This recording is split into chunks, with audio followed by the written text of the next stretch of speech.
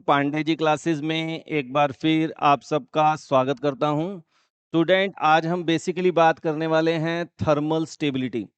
इसके ऊपर अगर आप बात करें स्टूडेंट, नीट में, जेई मेंस में, अलग अलग कंपटीशन में थर्मल स्टेबिलिटी के ऑर्डर के ऊपर क्वेश्चन बार बार पूछे जाते हैं।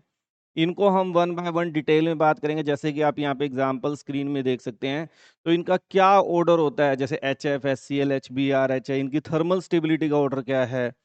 तो ये आप देख सकते हैं। इन क्वेश्चन को वन बाय वन काफ़ी डिटेल में बात करेंगे हम। कार्बोनेट हैं, अगर ऑक्साइड्स हैं, नाइट्रेट हैं, सल्फेट हैं, कार्बोनेट हैं, तो इनमें क्या पैटर्न लगाया जाता है। अलग अलग जगह अलग अलग कॉन्सेप्ट लगते हैं। तो इन कॉन्सेप्ट को समझने के लिए स्टूडेंट सबसे पहले आपको कुछ बेसिक बातें सीखनी पड़ेंगी कि थर्मल स्टेबिलिटी का मीनिंग क्या है और कौन कौन से फैक्टर्स के ऊपर थर्मल स्टेबिलिटी डिपेंड करती है। तो थर्मल, जैसे आप अपने नाम से ही आप इसको देख रहे होंगे, थर्मल का मतलब है हीटिंग। जैसे मान लो एच आई है, एच आई को मैं अगर ब्रेक करूंगा तो हाइड्रोजन और आयोडीन के बीच का बॉन्ड टूटेगा। तो उस बॉन्ड डिसोसिएशन एनर्जी के ऊपर एक तरह से थर्मल स्टेबिलिटी क्या करेगी, डिपेंड करेगी।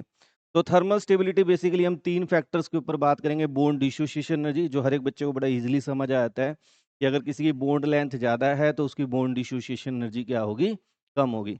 तो जो मोनो एटोमिक, जैसे कि मान लो H F, S C L, इनकी बात करें, जो मोनो एटोमिक एनायन के साथ जो कंपाउंड बनते हैं, उनमें जनरली हम बॉन्ड डिसोसिएशन एनर्जी का कॉन्सेप्ट लगा देते हैं। मगर जब हमारे पास पॉली एटोमिक एनायन होते हैं, जैसे कि ओ एच नेगेटिव, ठीक है, सल्फेट, कार्बोनेट, नाइट्रेट, तो इन केसेस में हमें बेटा थोड़ा डिफरेंट कॉन्सेप्ट लगाना पड़ता है। तब हमें क्या करना पड़ता है, पोलराइजेशन इफेक्ट के बारे में जानना पड़ता है। तो उसके लिए आपको फैजान रूल की नॉलेज होना बड़ी जरूरी है, जिसके ऊपर मैंने काफ़ी डिटेल में वीडियो बना रखी है। वो आई बटन पे आपको मिल जाएगा, या एंड स्क्रीन में आप केमिकल बॉन्डिंग चैप्टर में जाके फैजान रूल को देख सकते हैं। अभी मैं क्विक में आपको फैजान रूल के बारे में थोड़ा सा बता देता हूँ, क्योंकि अगर किसी बच्चे ने नहीं पढ़ा तो उसे यहाँ पे लेक्चर अच्छी तरह समझ नहीं आएगा, तो उसको कोई फायदा नहीं लेक्चर देखने का फिर। तो हम उसको फटाफट में क्विक में आपको मोटी मोटी बात बता देता हूँ। फैजान रूल बेसिकली हमें यहाँ पे जो फैक्टर ध्यान रखने हैं, दो ही बातें ध्यान रखनी है। एक तो हमें बात ध्यान रखनी है साइज ऑफ कैटायन।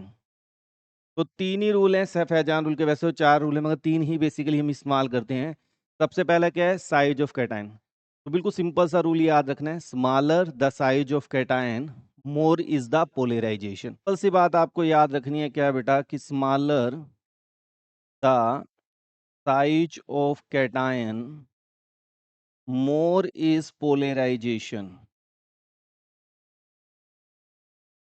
पोलराइजेशन क्या होता है बेटा, जब कोई एनायन किसी कैटायन के पास जाता है, तो deformation of size of anion due to the presence of cation is called polarisation. जितना ज्यादा पोलराइजेशन होता है उतना ज्यादा कोवलेंट करैक्टर बढ़ जाता है। उतना ज्यादा क्या होता है, कोवलेंट करैक्टर बढ़ जाता है और आयनिक करैक्टर कम हो जाता है। तो मोटी मोटी बात हम ये करेंगे कि जब हमारे पास पोली एटॉमिक एनायन है, तो उस केस में जितना ज़्यादा पोलराइजेशन होगा उतना थर्मल स्टेबिलिटी क्या हो जाएगी, कम हो जाएगी। यानी कि मोटी मोटी बात जो हम याद कर सकते हैं कि thermal stability is inversely proportional to polarisation. ठीक है। अब पोलराइजेशन किस पे डिपेंड कर रहा है, साइज ऑफ कैटायन। कि अगर कैटायन का साइज छोटा है तो पोलराइजेशन ज़्यादा होगी। यानी पोलराइजेशन और साइज ऑफ कैटायन की अगर हम बात करें स्टूडेंट, तो हम ये कह सकते हैं यहाँ पे कि अगर साइज ऑफ कैटायन बड़ा है तो थर्मल स्टेबिलिटी ज़्यादा होगी। ये बड़ा इंपॉर्टेंट पॉइंट है, नोट कर लेंगे सारे बच्चे। इसी तरह पोलराइजेशन चार्ज के ऊपर भी डिपेंड करता है कि जितना ज़्यादा चार्ज होगा, इट में बी पॉजिटिव चार्ज, इट में बी नेगेटिव चार्ज, उतनी ज़्यादा पोलराइजेशन होती है और उतना ज़्यादा कोवलेंट करैक्टर बढ़ जाता है। वो उसके क्या हो जाएगा, इन्वर्सली प्रोपोर्शनल। ठीक है। तो ये कुछ छोटी छोटी बातें आपको ध्यान रखनी है। इन्हीं से आपको सारे फैक्टर्स मैं बड़े आराम से आपको समझा दूंगा और आप किसी भी कंपटीशन एग्जाम में इनके जवाब दे सकते हैं। तो वन बाय वन स्टार्ट करते हैं लेक्चर। तो आपको पोलराइजेशन समझ आ गया। एक वर्ड हम और इस्तेमाल करेंगे, लैटिस एनर्जी। कई जगह हम लैटिस एनर्जी का कॉन्सेप्ट लगाते हैं। लैटिस एनर्जी क्या होता है कि मान लो मेरे पास कोई आयनिक कंपाउंड है, मेरे को उसको कैटायन और एनायन में ब्रेक करना है। तो जितनी अमाउंट ऑफ एनर्जी दूंगा उसी को लैटिस एनर्जी बोलते हैं। या फिर हम ये कहते हैं, जब एक आयनिक कंपाउंड बनता है कैटायन और एनायन के मिलने से, तो उस टाइम जितनी एनर्जी रिलीज होती है उसको भी हम क्या बोलते हैं, लैटिस एनर्जी बोलते हैं। लैटिस एनर्जी बेसिकली दो कॉन्सेप्ट के ऊपर डिपेंड करेगा। एक तो साइज, जितना छोटा साइज होगा उतना लैटिस एनर्जी ज्यादा होगी। और दूसरा इंपॉर्टेंट फैक्टर है चार्ज, जितना ज्यादा चार्ज होगा उतना ज्यादा लैटिस एनर्जी होगी। तो अगर लैटिस एनर्जी ज्यादा है तो थर्मल स्टेबिलिटी क्या हो जाएगी, बढ़ जाएगी। तो ये बेसिक कॉन्सेप्ट आपको क्या करने, याद करने। अब हम चलते हैं अपने क्वेश्चंस पे कि कैसे एग्जाम में क्वेश्चन पूछे जाते हैं। जैसे हम अगर हाइड्राइड्स की बात करें, मैंने hydrides of carbon family, nitrogen family, halogen, और यहीं पे आप अपना ऑक्सीजन फैमिली भी डाल दीजिए, H2O, H2S, H2 सिलीनियम और H2 टेल्यूरियम। यानी इनमें से कोई भी आ जाए, कॉन्सेप्ट सब में सेम है। बिल्कुल सिंपल सी बात आपने ध्यान देनी है। जब भी hydrides of nitrogen family, carbon family, oxygen, halogen आ जाए तो आपने एक सिंपल सा रूल अपने दिमाग में ऐड कर लेना है, क्या कि जितनी ज़्यादा बॉन्ड लेंथ होगी उतनी बॉन्ड डिसोसिएशन एनर्जी कम होगी और उसकी थर्मल स्टेबिलिटी भी क्या हो जाएगी, कम हो जाएगी। तो अगर हम बात करें कि HF, HCl, HBr और HI में से थर्मल स्टेबिलिटी किसकी ज़्यादा है, तो आप बिल्कुल सिंपल सी बात कहेंगे कि सर थर्मल स्टेबिलिटी HF की ज़्यादा है। क्यों है? क्योंकि बॉन्ड लेंथ कम है, बॉन्ड डिसोसिएशन एनर्जी ज़्यादा है। तो HF greater than HCl, HBr। तो इनमें से कोई भी हाइड्राइड्स आ जाए। अगर वाटर की बात करें, H2O greater than H2S, H2S greater than H2 selenium. इसी तरह अमोनिया फैमिली का आ जाए, NH3, PH3, arsenic hydride, antimony hydride और बिस्मथ हाइड्राइड। इस तरह कार्बन की बात करें, मीथेन का ज़्यादा होगा सिलिकॉन हाइड्राइड से, जर्मेनियम और फिर टिन। इस तरह हम बड़ा ही, आपने एक सिंपल सा टेक्निक अगर सीख ली तो आप किसी की थर्मल स्टेबिलिटी बता सकते हैं। अब हम बात करते हैं नाइट्रोजन, ऑक्सीजन, फ्लोरीन आ गया। अगर बॉन्डिंग डिफरेंट है, आपको पता है नाइट्रोजन में क्या है स्टूडेंट, ट्रिपल बॉन्ड है। ऑक्सीजन में क्या है, डबल बॉन्ड है। फ्लोरीन में क्या है, सिंगल बॉन्ड है। अब आपको पता है सबसे ज्यादा तोड़ने में किसको एनर्जी लगेगी, N2 को। तो N2 की थर्मल स्टेबिलिटी ज्यादा होगी O2 से, और O2 की थर्मल स्टेबिलिटी ज्यादा होगी F2 से। ठीक है। अब अगर हम बात करें भाई फ्लोरीन, क्लोरीन, ब्रोमीन, आयोडीन, ये बड़ा ही एक्सेप्शन है, इसको बड़े ढंग से समझ लेना। इसका आप स्क्रीनशॉट ले लें जो मैंने अभी तक किया बेटा। तो अगर हम बात करें इनकी, तो यहाँ पे थोड़ा एक्सेप्शन आ जाता है। होना तो क्या चाहिए, बॉन्ड लेंथ इसकी कम है, तो सबसे ज्यादा होना किसका चाहिए, F2 का, Cl2 से, Cl2 का, Br2 से, IOT। मगर ये भी मैंने आपको कहा है कि ये क्या है, एक्सेप्शनल है। तो आप इसको थोड़ा सा याद भी रखें, मैं टेक्निक बता देता हूँ क्यों होता है वैसे ऐसा, लॉजिक है इसके पीछे। तो ये आपको ऑर्डर क्या करना है, याद करना है। क्यों ये ऐसा याद करना है सर, फ्लोरीन उठ के यहाँ क्यों चला गया, फ्लोरीन को तो यहीं रहना चाहिए था। तो एक्चुअल में फ्लोरीन का क्या होता है बेटा, आप सबने पढ़ रखा है, due to compact size, smaller size होता है फ्लोरीन का। अब इसके ऊपर तीन तो क्या होते हैं स्टूडेंट, लोन पेयर, और एक क्या है ये, बॉन्ड पेयर। तो इनके अंदर जो इंटर इलेक्ट्रॉनिक रिपल्शन है ड्यू टू स्मॉलर साइज, तो एक तो बॉन्ड पेयर, बॉन्ड पेयर, और बॉन्ड पेयर, लोन पेयर, और लोन पेयर, लोन पेयर, इनके बीच में रिपल्शन ज्यादा हो जाती है। तो रिपल्शन ज्यादा होने की वजह से इसकी बॉन्ड डिसोसिएशन एनर्जी क्या हो जाती है, डिक्रीज हो जाती है। तो ये, वैसे तो इसकी ज्यादा होनी चाहिए मगर डिक्रीज कर जाता है। तो ये कितना डाउन चला जाता है, ब्रोमीन के बाद। तो ये थोड़ा एक्सपेरिमेंटल है, तो ये आपको याद रखना पड़ेगा। तो क्लोरीन के कंपैरिजन में डाउन जाता है, इवन ब्रोमीन के भी डाउन चला जाता है। तो आपको जो ऑर्डर याद रखना है वो ये याद रखना है, काफी इंपॉर्टेंट ऑर्डर है, इसका स्क्रीनशॉट जरूर ले लें। नेक्स्ट क्वेश्चन देख लेते हैं स्टूडेंट। नेक्स्ट आया कार्बन डाइऑक्साइड और सिलिकॉन डाइऑक्साइड। इसको देखते ही लगता है यार सेम से तो लग रहे हैं, मगर थोड़ा सा डिफरेंट है। आप सबने अगर +1 में अगर ध्यान दिया हो तो एक बड़ा ही शानदार क्वेश्चन आता है कि सिलिकॉन ऑक्साइड जो है वो क्या होता है, सॉलिड होता है, जबकि कार्बन डाइऑक्साइड क्या है, गैस है। तो देखने में तो ये लग रहा है कि भाई कार्बन डाइऑक्साइड का ज्यादा होना चाहिए क्योंकि इसमें डबल बॉन्ड है, जबकि सिलिकॉन क्या करता है, वो सिंगल बॉन्ड से जुड़ा होता है। मगर सिलिकॉन आप सबको पता होगा बेटा क्या करता है, केज लाइक स्ट्रक्चर बना देता है, जिसकी वजह से इसके अंदर इसके लैटिस को तोड़ने में एनर्जी ज्यादा लगती है।